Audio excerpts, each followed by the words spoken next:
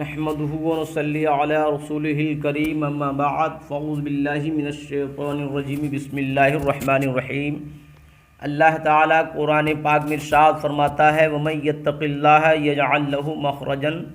وَيَرْزُقْهُ مِنْ حَيْثُ لَا يَحْتَسِبُ، اور جو اللہ تعالیٰ سے ڈرتا ہے اللہ اس کے لیے نجات کا راستہ بنا دیتا ہے اور اسے وہاں سے رزق عطا فرماتا ہے جہاں سے اس کو گمان بھی نہیں ہوتا۔ یعنی جو لوگ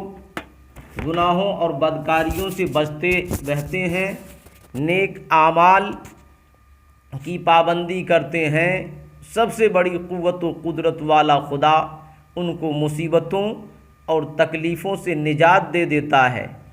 اور ان کے لیے رزق کے ایسے اسباب پیدا فرما دیتا ہے جن کا ان کو وہم و گمان تک نہیں ہوتا۔ یہ ہمارے اس رب کا وعدہ ہے جو اپنے وعدے کے خلاف نہیں کرتا، لیکن ہمارا اپنا حال یہ ہے کہ ہم رب پر ایمان کا دعویٰ تو کرتے ہیں مگر اس کے وعدے پر ہم یقیناً کوئی بھروسہ نہیں کرتے۔ اس لیے تو جب ہم پر مصیبت آتی ہے تو ہم جھوٹ بول کر، رشوت دے کر، لوگوں کی خوشامد چاپلوسی کر کے غرضے کسی نہ کسی طرح دولت حاصل کرنے کی کوشش کرتے ہیں۔ حلال و حرام کا خیال تک نہیں آتا۔ سود کا پیسہ ہو یا ظلم و ستم کے ذریعے مارا ہوا یتیموں کا مال ہو یا غریبوں کا، رشتہ داروں کا حق ہو، اس کی کوئی پرواہ نہیں کرتے۔ صرف دولت آنا چاہیے، پیٹ کی آگ کسی طرح بجھ جائے، چاہے قیامت کے دن جہنم کی آگ میں ہی کیوں نہ ڈال دیا جائے، کچھ پرواہ نہیں ہوتا۔ یہ ہے ہمارا حال۔ ظاہر ہے کہ جب ہم نے خدا کے وعدے پر بھروسہ نہ کیا تو حالت درست کرنے کا جو صحیح طریقہ مالک حقیقی نے بتایا اس پر کوئی دھیان نہ دیا تو ہم خود اپنے طریقوں سے جتنی حالت سدھارنا چاہتے ہیں اتنی ہی برباد ہوتی چلی جاتی ہے، جتنا ہم خود کو بلند کرنا چاہتے ہیں اتنا ہی پستی میں چلے جاتے ہیں، جتنی عزت حاصل کرنے کی کوشش کرتے ہیں اتنے ہی ذلت میں بڑھتے چلے جاتے ہیں، جتنی دولت کے لیے بھاگتے ہیں اتنی ہی غربت ہم پر مسلط ہوتی چلی جا رہی ہے۔ اور اگر ہم صرف اتنا کر لیں کہ مصائب و تکالیف دور کرنے اور آسانی سے رزق حاصل کرنے کے لیے ظاہری اسباب اختیار کریں،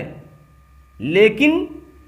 صرف وہ جن کو شریعت نے اجازت دی ہے خدا کے وعدے پر پورا یقین کر کے اپنے گناہوں سے توبہ کر لیں، برائیوں کو ہمیشہ کے لیے چھوڑنے کا عزم کریں، پھر خدا سے اس کے فضل کی بھیک مانگیں، تو آج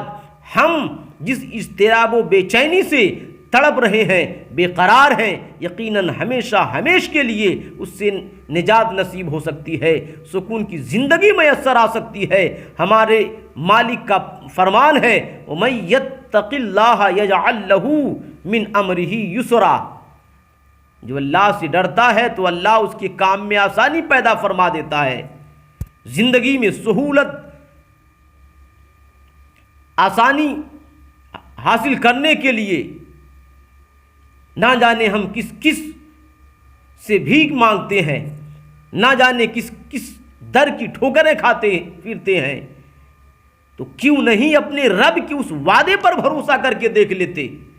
یقیناً جانو اگر سچے دل سے ایک مرتبہ مالک حقیقی کے دربار میں سر رکھ دو، پھر دیکھو کیسی کیسی آسانیاں تمہارا رب تمہارے لیے پیدا فرماتا ہوا نظر آتا ہے، کیا سکون تم کو میسر ہو جائے گا۔ صرف اتنا ہی نہیں بلکہ گزشتہ نقصان کی تمہارے تلافی بھی ہوتی ہوئی نظر آئے گی، کیونکہ اس کا وعدہ ہے وَيَتَّقِ اللَّهَ يُكَفِّرْ عَنْهُ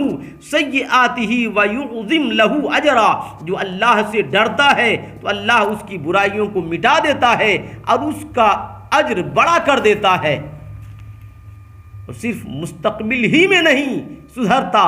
ماضی میں بھی پاک و صاف ہو جاتا ہے۔ پس آج کی مصیبتوں کو دور کرنے کے لیے، عزت و عظمت حاصل کرنے کے لیے اور اس تنگ دنیا کو اپنے لیے پرفضا بنانے کا واحد ذریعہ صرف برائیوں سے توبہ کر کے نیکی کے راستہ کو اختیار کر لینا ہے۔ تو یجعل اللہ بعد عسر یسرا، عنقریب اللہ تعالیٰ تنگی کے بعد فراخی عطا تمہیں فرما دے گا، فراخی نصیب ہوگی، وقت میں بھی فراخی ہوگی، اولاد میں بھی فراخی ہوگی، رزق میں بھی فراخی ہوگی، یہ زندگی ہر اعتبار سے فراخ ہو جائے گی۔ بس یہ رمضان کا مہینہ جو اب بڑی تیزی کے ساتھ ہم سے اور آپ سے رخصت ہو رہا ہے، خدا کی طرف ہمیشہ کے لیے رجوع کرنے کا مہینہ ہے۔ آئیے ہم ہمیشہ کے لیے اپنے گناہوں سے توبہ کر کے ہمیشہ کے لیے شریعت کی پابندی اور نیکی کا عزم کریں، ہمیشہ کے لیے خدا کے وعدے پر بھروسہ کرنے کا وعدہ کریں۔ وآخر الدعوانا ان الحمد للہ رب العالمین۔ السلام علیکم۔